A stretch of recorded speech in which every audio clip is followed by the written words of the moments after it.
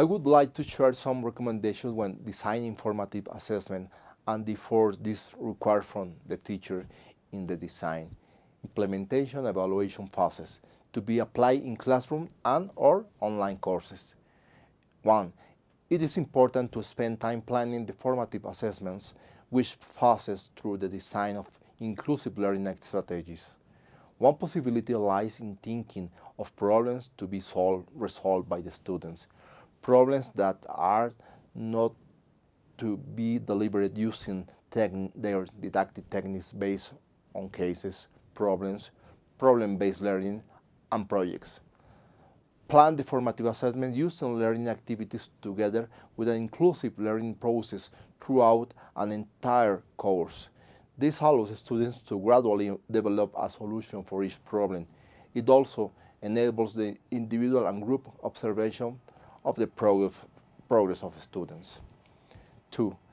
Design a course architecture that allows students to gradually resolve the challenges presented in the course through their various learning activities.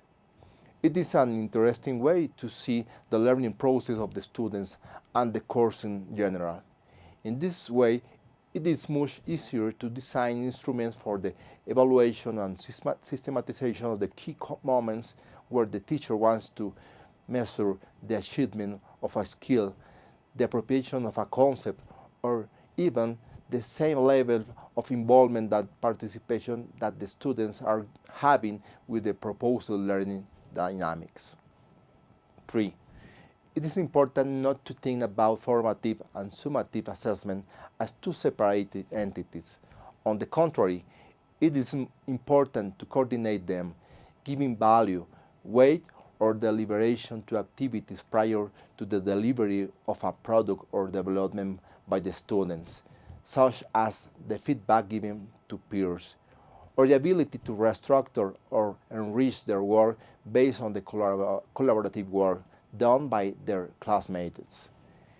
In this sense, the criteria must appear clearly in the assessment instructions, and they must be acknowledged in advance by the students.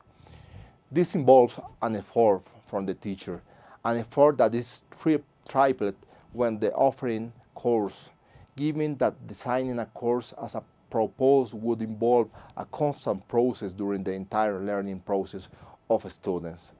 So, from the pedagogical planning of the course, it is important to bear in mind aspects such as the assigning teaching time and the number of students.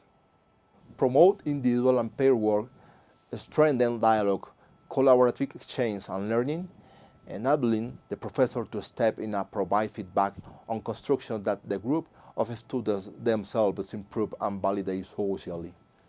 The teacher's feedback may focus on channeling, strengthening, or driving those comments and contributions that are well-intended and that support the group's learning.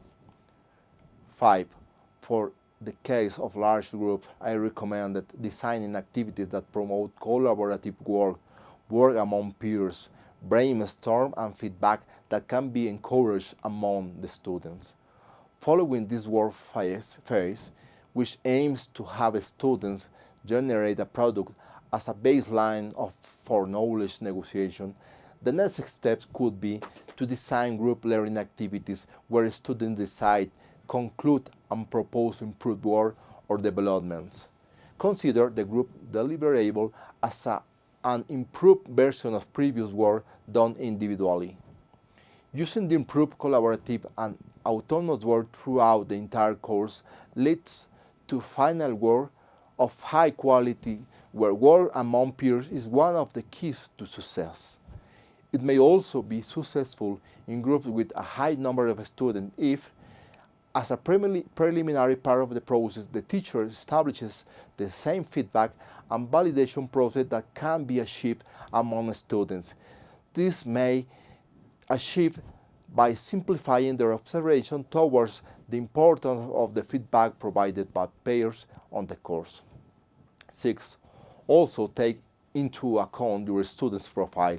If the student works or studies part-time, in order not to overburden him/her with an overwhelming number of activities, which also makes it difficult for the teacher to observe, collect data, and systematize. The challenges are magnified when it is necessary to carry out process of formative evaluation online courses, which involve being able to follow the process of the students in an asynchronous manner. To do so, working in virtual classrooms and online forums represents tools that at the same time facilitate observation and traceability of the learning process followed by students. Never stop observing, never stop providing feedback, and never stop worrying about the development of your student. At the end, this satisfaction service cannot reflect what your effort deserves. Stay calm, take these surveys as an input, and perfect your formative assessment processes.